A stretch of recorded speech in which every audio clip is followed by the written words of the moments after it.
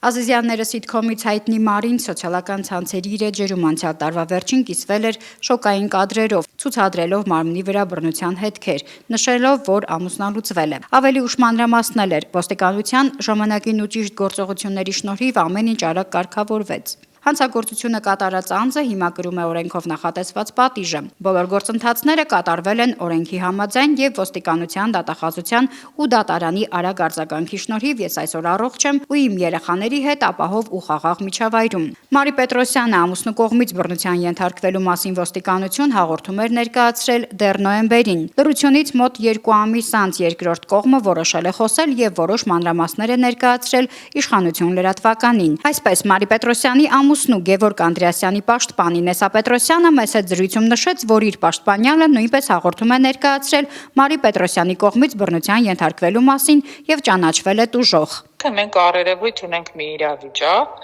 որտեղ նույն վարույթի շրջանակներում Գևորգ Պետրոսյանը նաև հանդիսանում է տուժող, քանի որ Գևորգ Պետրոսյանը հենց իր հաղորդման մեջ նշել էր, որ ինքն է բռնության ենթարկվել Մարի Պետրոսյանի կողմից, որից հետո նշանակվել է նաև դատաբժշկական փորձաքննություն, եւ դատաբժշկի կողմից տրված եզրակացության համաձայն Գևորգ Անդրեասյանի մարմնի վրա առկա են եղել բազմաթիվ մարմնական վնասվածքներ, նաև ենթամաշկի հեմատոմաներ են եղել գլխին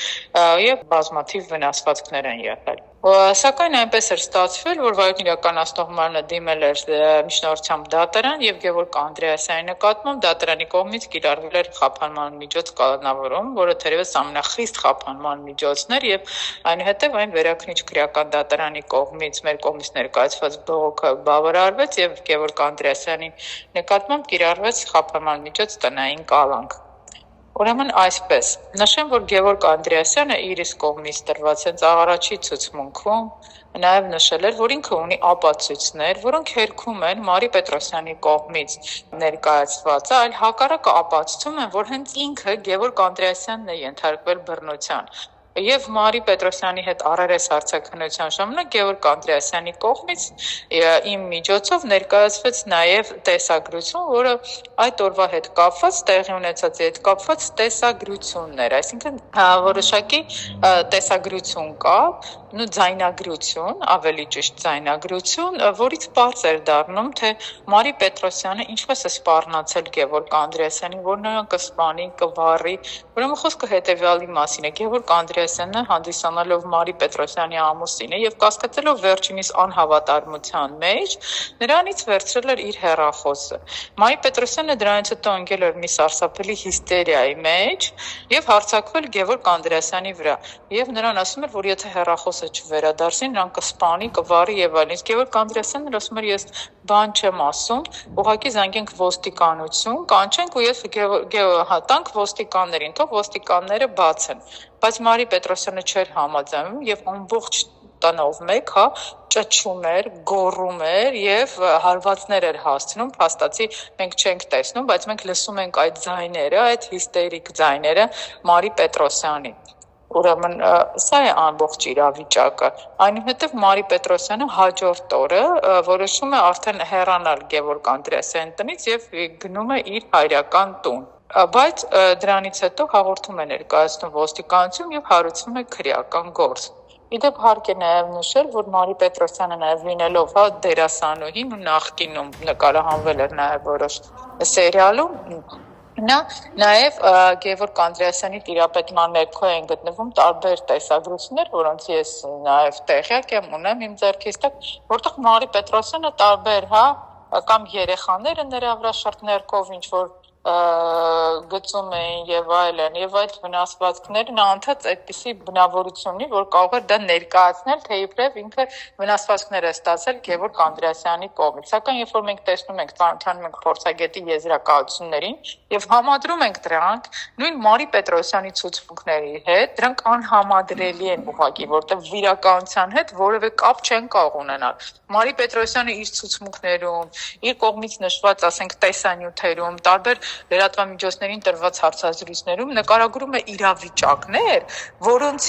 որից պարզ է դառնում, որ ասենք անձը եթե տենց այդպիսի ստորությունների ենթարկված լինի, բռնությունների ենթարկված լինի, խոշտանգումների ենթարկված լինի, նրա վրա պետք է լինեն լրջագույն մարմնական վնասվածքներ։ Մինչդեռ Մարի Պետրոսյանի վրա վնասվածքներ գրեթե դրանք արկա չեն։ Ընդամենը 1-2 սանտիմետրանոց քերծվածքների մասին կարող է խոսք գնալ, թեթև 1-2, որոնք բնականաբար թեթև վնասի հատկանիշներ նույնիսկ չեն պարունակում։ Մինչդեռ Մարի Պետրոսյանը անպագորգոր հայտարարություններ անելով ներկայացնում է իրավիճակ, որ ծանրագույն իրավիճակ է ներկայացնում, որ մարդը հազիվ գրեթե պետք է փրկված լինի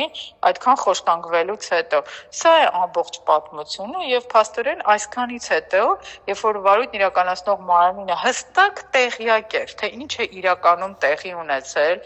թե որ Մարի Պետրոսյանը անընդհատ սադրանքների է ենթարկել Գևորգ Անդրեասյանին եւ չի կարողացել սադրանքների արդյունքում հասնել իր նպատակին, որտեղ երբ որ մենք այդ տեսաձայնագրությունը,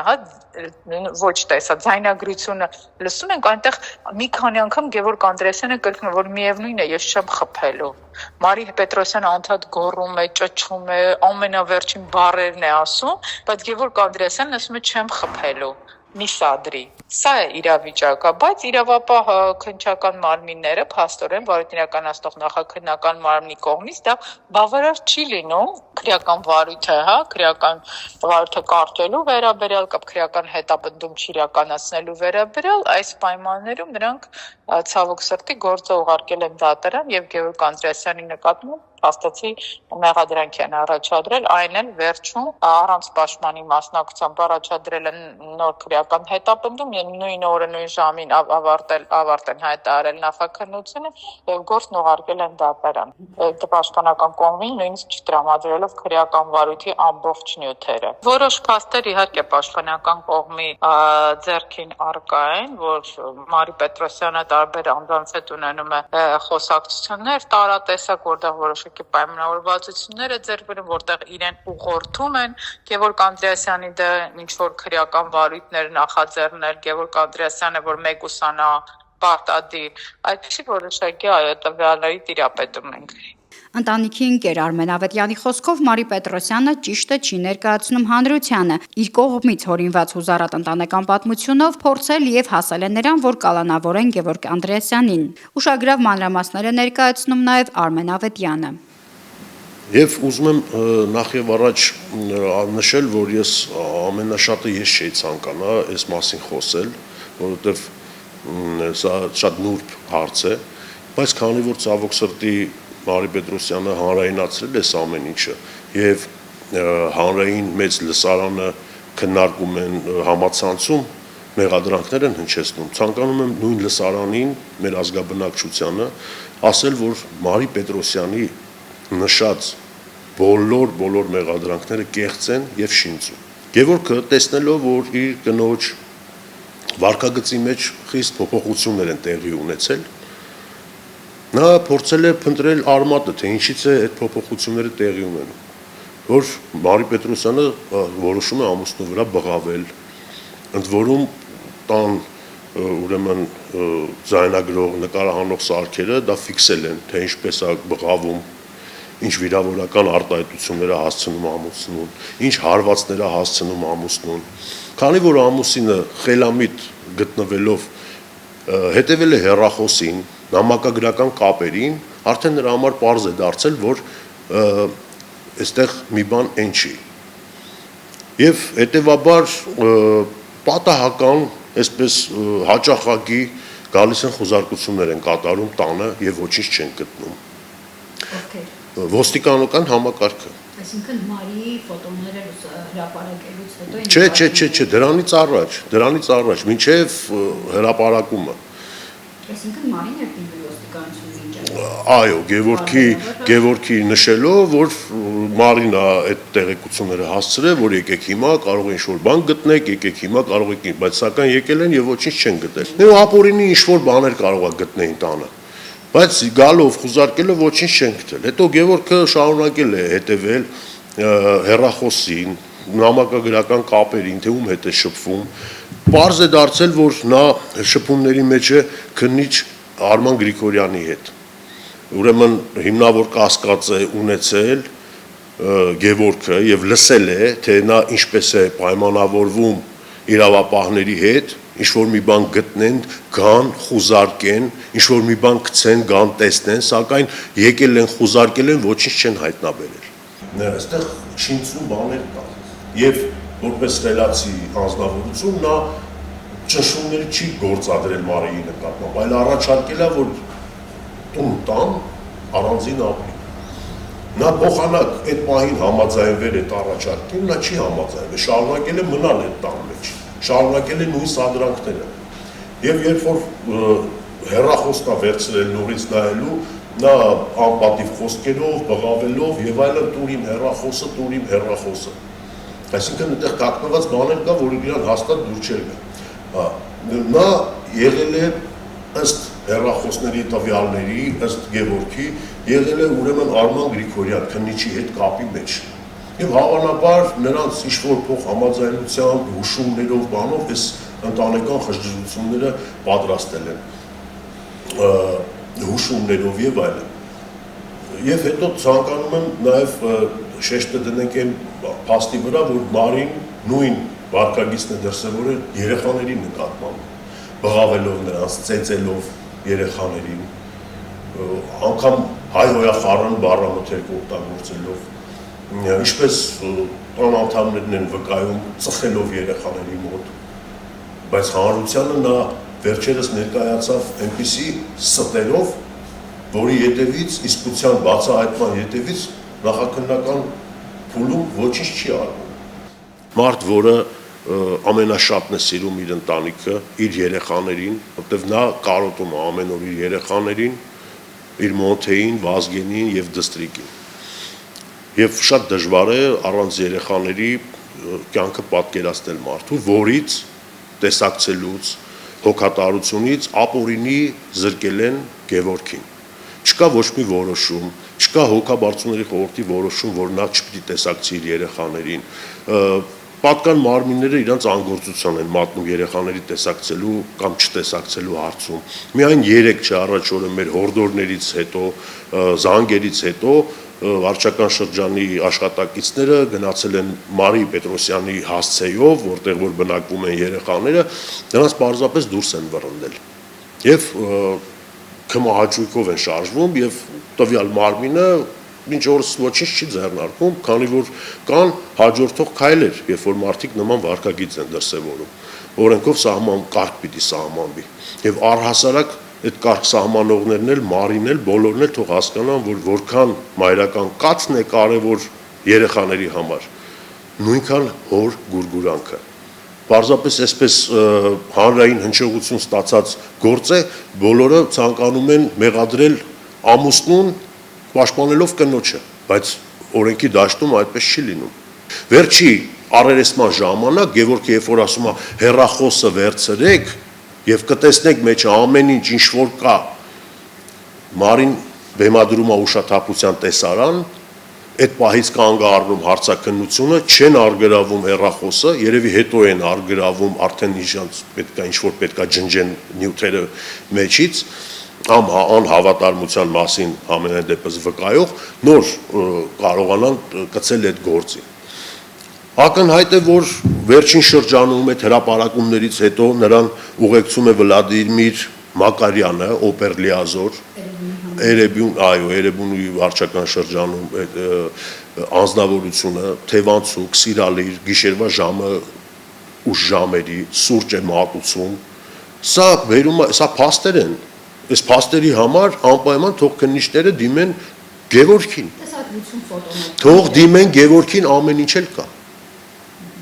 Ինչի չեն դիմում, ինչի չեն պատշաճ հարցաքննություն իրականացնում, ինչի չեն հաշվի առնում Գևորգի խոսքերը,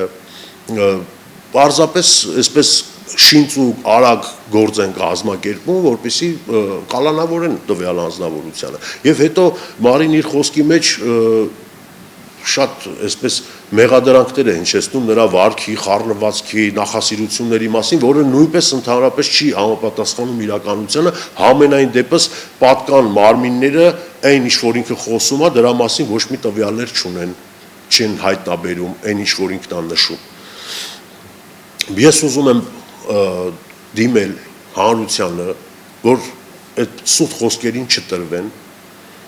այս ամեն ինչը հանրայնացվել է նրա համար, որպեսզի լայքեր մարդ ստանա, բայց նորմալ կինը, նորմալ մայրը չէր գնա այս քայլի բազմահազարավոր, միլիոնավոր լայքերի համար։ Շատ մարդիկ ամուսնալուծվում են, բայց այս մասին չեն բարձրաձայնում։ Երբ որ նա ասում է ինքը ծեծված է եղել, բան քննիչները ինչի չեն գնում մանկապարտեզ, դպրոց, հարցնեն, քննություն իրականացնեն, արդյոք դուք նկատել եք Մարիի մոտ կապտուկներ, ընկճվածություն, չգիտեմ, ինչ որ ծեծված, խոշտանգված կնոջ հետ կապված այդպիսի տվյալներ ունեն, թե չէ, չեն գնում, չեն իրականացնում, որ պարտավոր են անել։ Այս ամեն ինչը բերում է նրան, որ պարզապես հանրային հանրային հնչողության քողի տակ ցանկանում են մարդուն կալանավորեն, ինչի որ մարդը ազատ լինի։ Կա նորից տան տեսագրություններից վերցված, թե Գևորգը ոնց է ճանապարհում իր երեխաներին, գազել մատնիշի մեքենայով ամբողջ ունեցվածքը բարձել, այսպես ասած, տվել է որ տանեն, վերջում էլ Մարին ողջագուրվել է ամուսնու հետ, հրաժեշտ է տվել, որից հետո չգիտես ում դրտմամբ կամ արդեն լավ էլ գիտենք ում դրտմամբ եթերով նա այդպիսի հայտարարություններ է անում։ Նա եթերով որ